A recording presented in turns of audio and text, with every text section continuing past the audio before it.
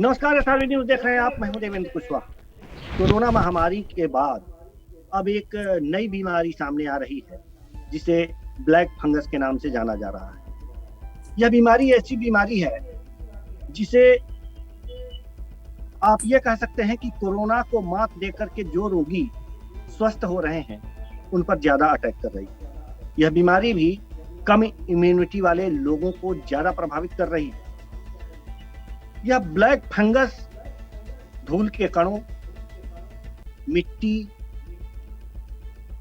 और हवा में भी पाई जा रही है। ऐसे में जब यह संक्रमित लोगों को कर रही है तो शरीर को दबाने पर ऐसे लक्षण आ रहे हैं कि काले धब्बे दिखाई दे रहे हैं, आंखों पे काले धब्बे दिखाई दे रहे हैं। यह बहुत तेजी से लोगों को मौत की आगोश की तरफ ले जा रही है।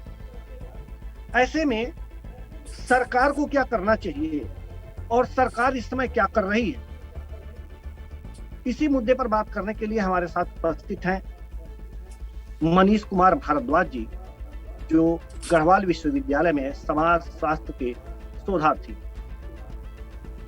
जी, स्वागत है आपका हमारे इस कार्यक्रम में। नमस्कार। जी मनीष जी, सबसे पहले हम ये जानना चाहेंगे कि ये जो बीमारी है, इस बीमारी से इस समय का जो समाज है वो किस तरह से प्रभावित हो रहा है?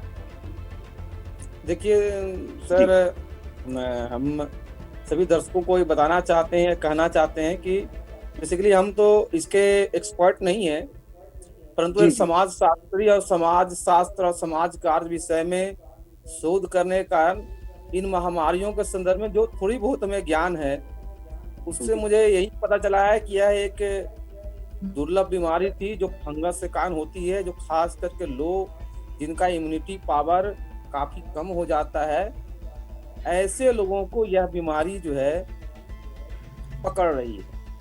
जी, हम आपसे ये पूछना चाहते हैं, जैसे कि आपने कहा कि आप एक्सपर्ट नहीं है और एक्सपर्ट को जोड़ने का प्रयास किया जा रहा है हमारे पीसीआर टीम के द्वारा। हम आपसे ये जानना चाहते हैं कि यह बीमारी जिस तरह से कोरोना किस तरह से समाज को प्रभावित कर रहा है, यहाँ के लोगों को किस तरह से संक्रमित कर रहा है कि सरकारें परेशान हैं, लोग परेशान हैं, यह कितना घातक इस समय दिखाई दे रहा है? मैं उन्हीं मुद्दे पर आ रहा था सर, मुझे 2 मिनट समय दीजिएगा। मैं कहना चाह रहा था कि ये एक दुर्लभ बीमारी है और ये फंगस से होने वाली बीमारी है, जो जिसकी जो यूएस सीडीएस है, centre for control of disease, जो कहता है कि ये इस बीमारी में 70 से 80% तक डेथ रेट होती है। और सबसे बड़ी बात है कि जो बच जाते हैं उनकी रोशनी परमानेंट चली जाती है या आंखों को निकालने की जरूरत पड़ जाती है। इस संदर्भ में हमारा कहने का तात्पर्य ये है कि यह कोरोना महामारी में आप किसी भी प्रकार के खुद से अपना इलाज करने की कोशिश ना करें। मैं सभी दर्शकों से, सभी जनता जनार्दन से मैं ये कहना चाहता हूं कि समाज कार्य के छात्र होने के तहत और जो हमारी एक समझ है कि किसी भी आपदा में व्यक्ति, जब आपदा बहुत बृहद तरीके से फैल जाता है, जब गांव-गांव में फैलता है तो उसे महामारी कहा जाता है। और भारत अब कम्युनिटी ट्रांसमिशन से आगे महामारी के फेज में है और इस फेज में जनता जो है हताश हो गई है। सब दवा, जो अपने मन से दवा यूज कर रहे हैं, उनको मैं कहना चाहता हूं कि आप ऐसी गलती ना करें। प्लीज आप डॉक्टर से जांच करवाएं और सही जो लक्षण है उसका इलाज करवाएं। कम से कम एमबीबीएस पास डॉक्टर से आपके पास आप जाएं। कोरोना के आपको लक्षण दिख रहे हैं, सर्दी, खांसी, सांस लेने में तकलीफ, आंखों में जलन हो, गले में खराश हो, या इस तरीके किसी भी तरह के इन्फेक्शन आपको दिख रहा हो, बुखार हो, तो आप डॉक्टर से इलाज कराएं। किसी नेता, किसी कार्यकर्ता, किसी से जो दवा बांटने का जो खेल खेल रहे हैं, ये इलाज की जगह पर जो दवा हर जगह बांटे जा रहे हैं छोटे छोटे नेताओं के द्वारा, उसको आप ना फॉलो करें। प्लीज हम आपसे निवेदन करते हैं, आपके चैनल के माध्यम से हम निवेदन करते हैं जो दर्शकों से कि आप बिना डॉक्टरी सलाह के किसी भी प्रकार का दवा, किसी भी प्रकार का स्टेरॉइड इंजेक्शन का रेमडेसिविर का किसी भी प्रकार का दवा का उपयोग आप ना करें, और डॉक्टर से तुरंत लक्षण दिखते ही, अगर आपको नाक बह रहा हो, नाक बंद रहा हो, आंखों में जलन हो, सर में दर्द रहा हो, तो आप तुरंत किसी ईएनटी स्पेशलिस्ट से या कोरोना के जो जो इस समय डॉक्टर हैं उनसे संपर्क करिए, उनसे इलाज कराइए। जी सर। जी, हम एक बात आपसे और समझना चाह रहे हैं, क्योंकि आप समाज शास्त्र में शोध कर रहे हैं, शोधार्थी हैं आप, तो जरूर डॉक्टरों से आपकी बातचीत हुई होगी, एक्सपर्ट को हम जोड़ने का प्रयास कर रहे हैं, यह क्वेश्चन उनसे भी पूछेंगे। लेकिन मैं जानना ये चाह रहा हूँ कि क्या ये कोरोना से मिलती जुलती बीमारी है, या फिर ये एक अलग तरह की बीमारी पुनः आई? सर ये बीमारी, मनीष, ये जो बीमारी है ये फंगल इन्फेक्शन होता है, जिसको जो एक तरह से ये विषाणु से नहीं जीवाणु से फैलने वाली बीमारी है। जो ये कोरोना से जो पीड़ित हो जाते हैं, जिनके इम्यूनिटी पावर कमजोर हो जाता है, ऐसे लोगों को यह बीमारी अटैक करती थी। परंतु ये पहले इसका ये रेयर था, दुर्लभ था, परंतु इस समय लार्ज नंबर में व्यक्ति कोरोना से पीड़ित हो रहे हैं, उनका इम्यून सिस्टम कमजोर हो जा रहा है। इस कारण से जब बहुत अधिक संख्या में ऐसे कोरोना पीड़ित मिल रहे हैं जिनके ऊपर यह फंगस को अटैक करना आसान हो गया है, इसीलिए ऐसे कोरोना पीड़ित जो आप रिकवर हुए हैं कोरोना से और बाहर घूम रहे हैं, तो ऐसे जिनके इम्यूनिटी सिस्टम बहुत कमजोर हो गया है, ऐसे लोग इसके शिकार हो जा रहे हैं।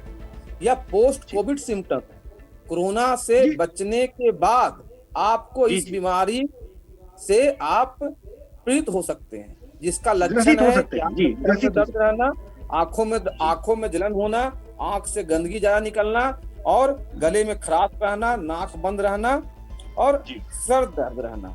ये इसके प्रारंभिक लक्षण है, जिसके आधार पर एक सामाजिक कार्यकर्ता, समाज शास्त्री या जो फील्ड में वर्कर है एनजीओ के, वो पहचान करते हैं कि इनमें ये बीमारी के लक्षण हो सकते हैं। तो हम यही कहेंगे कि इस बीमारी के लक्षण को ध्यान में रखिए, और कोरोना से जो व्यक्ति उबरे हैं, बचे हैं, वो प्लीज घरों में कुछ दिनों के लिए रहिए, ताकि आपका इम्यून सिस्टम मजबूत हो सके।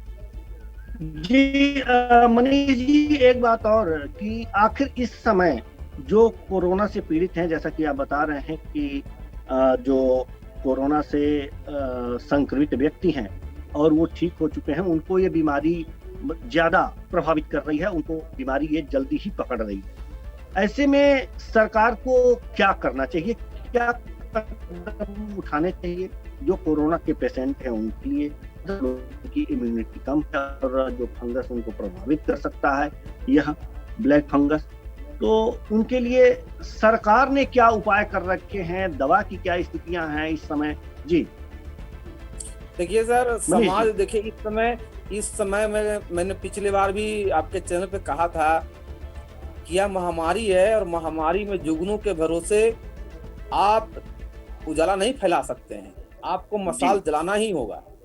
और आपके जो उत्तर प्रदेश में सीतापुर चिकित्सालय, आई चिकित्सालय का बहुत नाम था, और उनके अस्पताल जगह जगह इस देश में मौजूद है। जी, मैं उत्तर प्रदेश सरकार से कहना चाहता हूं कि आप उस सीतापुर की उस धाती को, जो आंख के इलाज के लिए विश्व प्रसिद्ध था, उसको आज एक्टिव करिए, खोजिए उन लोगों को, उनको सम्मान दीजिए, और ऐसे अस्पताल को रेडी करिए, तत्काल व्यवस्था करिए कि इन जो सीतापुर नामक, जो सीतापुर के नाम से अस्पताल, आई अस्पताल देश के विभिन्न स्थानों पर है, उसको आप रेड अलर्ट भेजिए, त्वरित मैसेज करिए कि आप जो है, आप लोग रेडी रहिए, ब्लैक फंगस फैल रहा है, आंखों की बीमारी हो सकती है।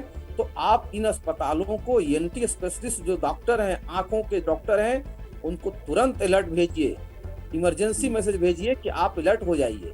और जो ये सीतापुर अस्पताल के नाम से भी इसमें देश में मौजूद हैं, वहां पे आप तुरंत ओपीडी शुरू कराइए, अधिक संख्या में लोगों को टेस्ट करिए, ताकि ये जो फंगस है, जो कोरोना से बच गए हैं लोग, उनको प्रभावित न कर दे, और कोरोना के बाद जो कोरोना से बचे हुए लोग हैं, जो उससे उभरे हैं, उनके दूसरा महामारी न फैल जाए, और देश जी जो है मनीष आंखों जी, की एक बात रोशनी और न आती है खो। कि आखिर कोरोना से जो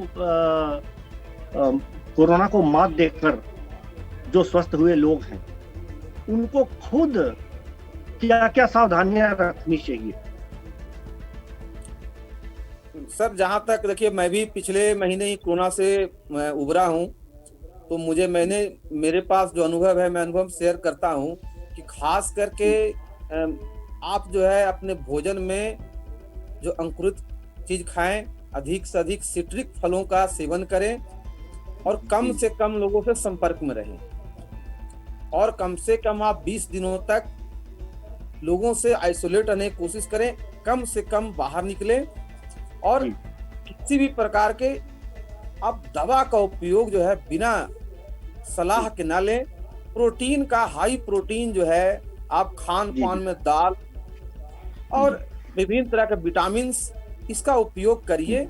अधिक पानी पीजिए, आंखों का विशेष ध्यान रखिए, किसी चीज को टीवी मोबाइल जो है उस पर कंटिन्यू मत उसको लगातार न देखें, और आंखों को परमानेंट पानी से धोते रहें। गला को जो है आप गर्म पानी से गलगला करते रहें, या बेटाडीन गार्गल से, ये नहीं है तो नमक जो है पानी में जो है नमक डालकर गलगला करते रहें। किसी भी प्रकार का आपको लगता हो कि गले में खराश है, नाक जाम हो रहा हो, या आंखों में जलन है, तो आप तुरंत डॉक्टर से संपर्क करें, ताकि इस बीमारी अगर आपको किसी को पकड़ता हो तो उसको तुरंत शुरुआती लेवल में पकड़ में आ जाए, जिससे आपकी रोशनी, आंखों की रोशनी बच सके।